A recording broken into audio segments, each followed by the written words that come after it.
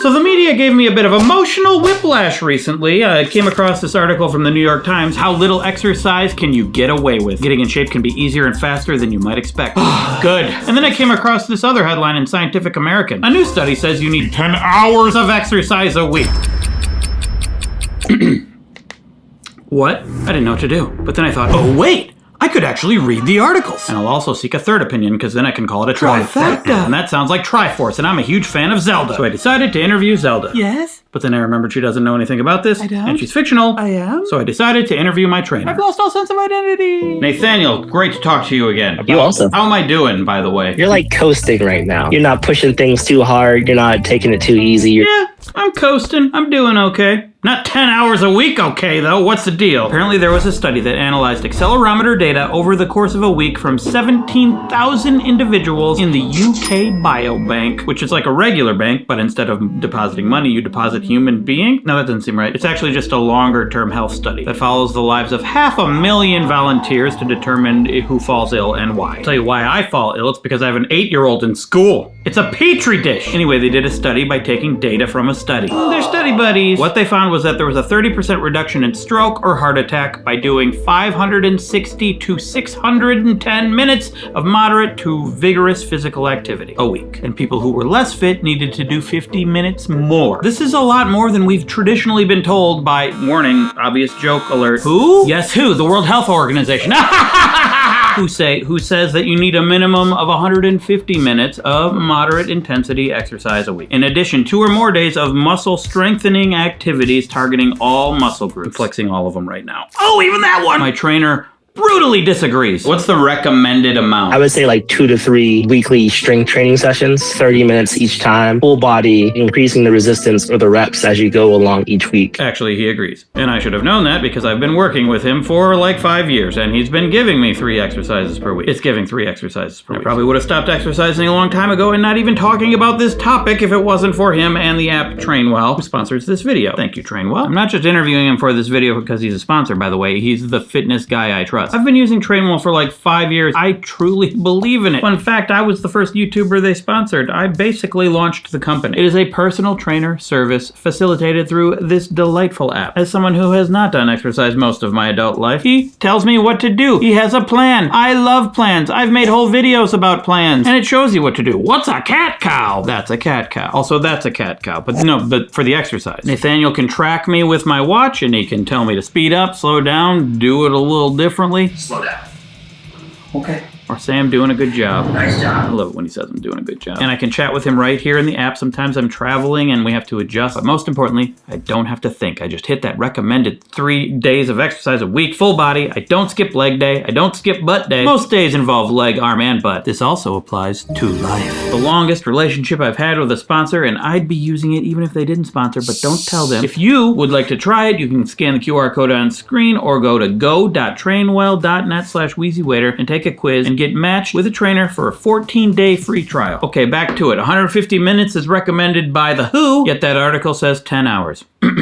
So then what gives? Why so much exercise compared to The WHO's recommendation of not as much exercise? Well, in the article, a Norwegian professor named Erlik Wislov, they have cooler names in Norway. Ulrich, not Erlwick. Sorry, not as cool. Just kidding, still cool. He's a professor at the Norwegian University of Science and Technology, and he heads the university's cardiac exercise research group. He really is the guy to talk to. He says the 150-minute recommendation was never intended to be the optimum. Rather, it was designed as a realistic, achievable public health threshold.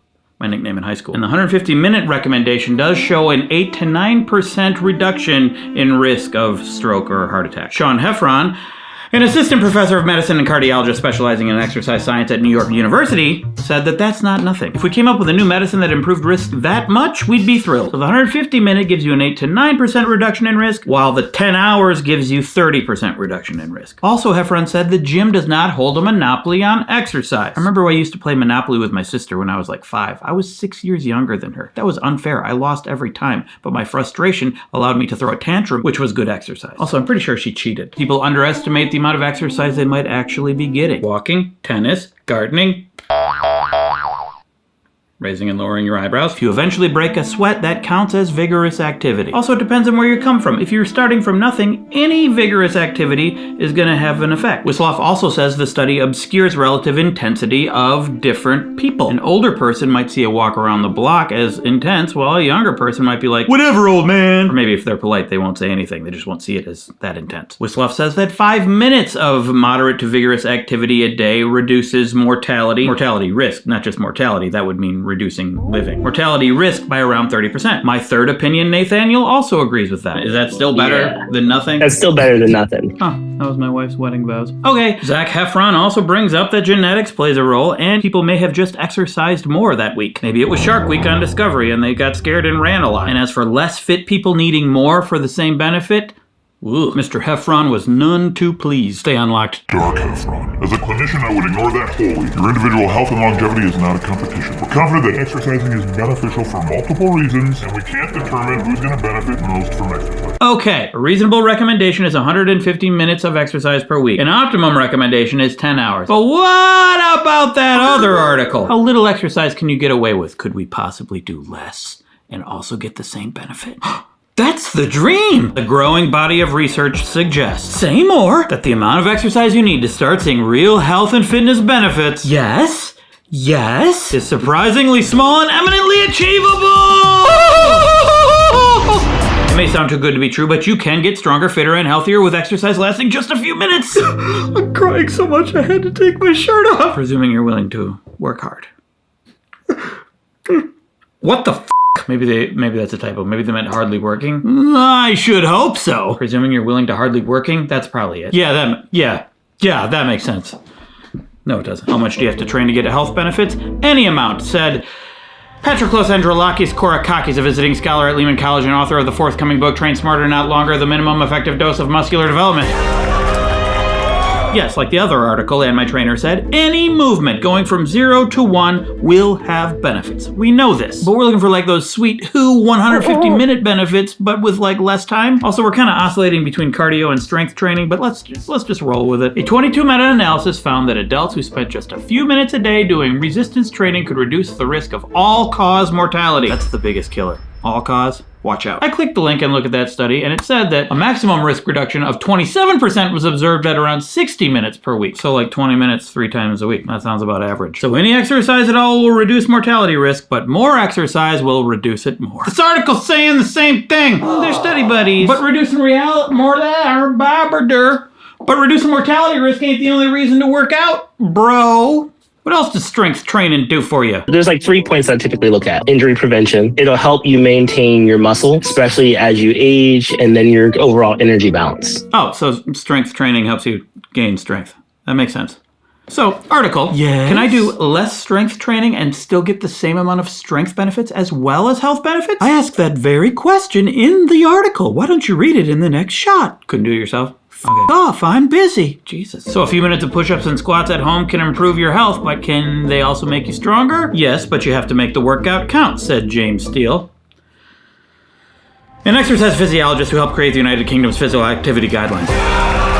So you can do fewer exercises, but you gotta make them count. As long as you're pushing to the point of fatigue, you should feel like you can't do more than another repetition or two. As little as 1 hard set per muscle group per week seems to be enough to get meaningful strength gains. So I could still gain the same amount of strength by exercising less. I just have to exercise harder? How much harder are we talking here? Your intensity spikes for that would have to be like very explosive. And then like your recovery time for each of them would have to be a little bit higher. But then would I still save time overall? Or would the recovery time just offset it? The recovery time would most likely offset it. Let's do an experiment. Can you make me a 10-minute version of my exercise? Yeah, for sure. I didn't know I was going to ask you that when we started this interview. Just thought of that as a challenge. There will be almost no rest. I guess you'd have to make each exercise more intense, right? Yep. Technically, that would be equal benefit. Oh yeah, for sure. You might have mental recovery time needed afterwards. Yeah, like, what did I just do? Yeah. So if you've never worked out because you're worried it's taking too much time, just jump in and do it more intensely quickly. Right, Nathaniel? I would never have a newcomer run through a workout this way. Exactly. Don't do that. when things are a little bit more condensed down, you can't think about your form as much. You just have to make sure that your form is right as you're going through the exercises. Okay, now I'm getting scared. What if I'm not ready? I'm imagining things might get too intense and I might have to skip. I think you'll be fine. Like your heart rate should be able to keep up. But again, a newbie, like their heart rate, once it goes up, it just keeps going. So okay, let's do it.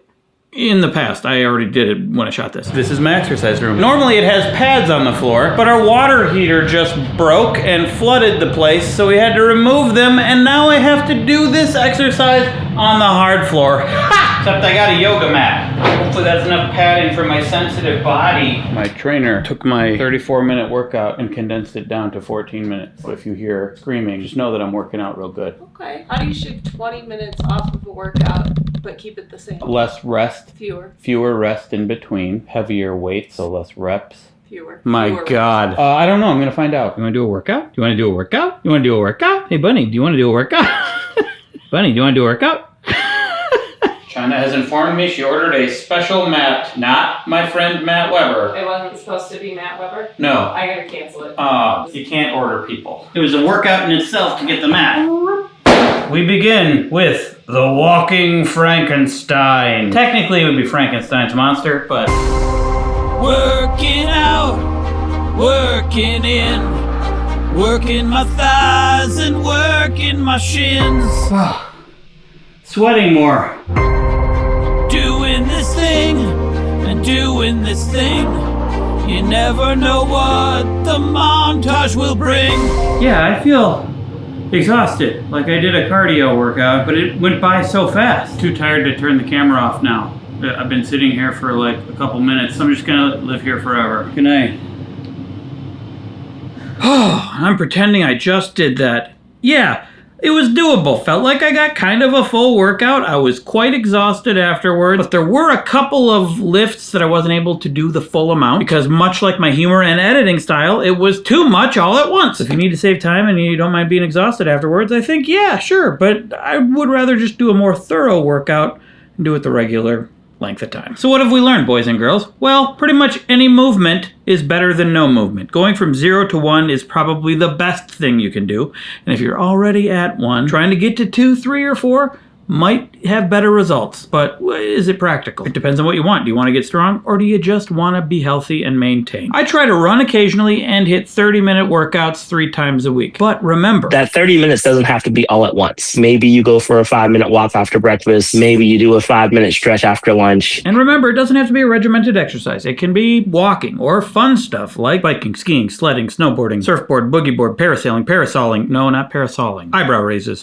So yeah, if you're looking for more healthy movements in your life, just know that any article you read about it basically comes to the same conclusion. A good goal is 150 minutes of moderate to vigorous exercise and a couple 2-3 strength trainings a week. And the time can be divided up in any way you want and any type of movement you want, but try to hit all the muscles. And if you want to go above and beyond, you can do much more. If you are going above and beyond, you already know all this. And you can call me a dingus who wasted your time in the comments. But put a smiley face emoji, because I don't want it to be so hurtful. Thank you for watching. Remember, you can scan the QR code or go to go.trainwell.net/WheezyWaiter. Take the quiz to match with a personal trainer and get 14 days free. That's 2 weeks. 7 times 2. 14 times 1. And you can get a 7-day free trial of a Patreon membership with me. I do videos every single weekday, still going strong. Conversations about my thoughts about the world, my creative process, things I'm working on. If there's anything you ever wanted to know, you can leave a comment over there and I might answer it directly. Thanks for watching. I said that already.